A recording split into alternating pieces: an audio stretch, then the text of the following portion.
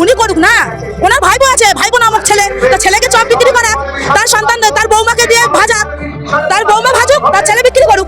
কেন করছে না তারা? তারা কেন লাক্সারিতে জীবন কাটাচ্ছে? কেন আমাদের ঘরের ছেলেদেরকে কেন বলছে যে চপ বিক্রি করতে, ঘুগনি বিক্রি করতে? তারা করুক না আগে। হ্যাঁ, পশ্চিমবাংলা এখন ভাতাজীবী, পশ্চিমবাংলা এখন ভাতাজীবী হয়ে গেছে। এটা পশ্চিমবাংলা নেই, এটা ভাতা বাংলা হয়েছে। ওই জন্য ভাতা বাংলা আমরা চাই না, আমরা পরিবর্তন চাই, তাই পরিবর্তন যাক। পরিবর্তন চাই, তার কারণ আমাদের পশ্চিমবঙ্গের যুব সমাজ থেকে শুরু করে নারী সুরক্ষা থেকে শুরু করে সবকিছু থেকে বঞ্চিত। তাই এই মুহূর্তে পশ্চিমবঙ্গ মানুষের খুব জরুরি পরিবর্তনের।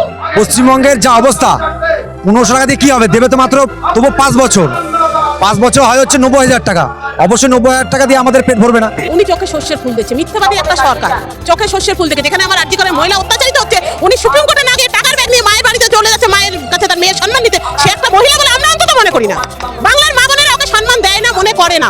বাংলা নিজের মেয়েকে চায় না, বাংলা সুশাসন চায়, বাংলা শিল্প চায়, বাংলা শিক্ষা চায়, বাংলা সংস্কৃতি চায়, বাংলা নিজের মেয়েকে কখনো চায় না। দিদির প্রতি এটাই বলবো, দিদি আপনি অনেক রাজনীতি করেছেন মা বোনেদের সম্মান নিয়ে, বেকারদের জীবন নিয়ে, শিক্ষা নিয়ে, এবার অবসর নিন এবং বাংলাকে রক্ষা করুন, বাংলাকে বাঁচান।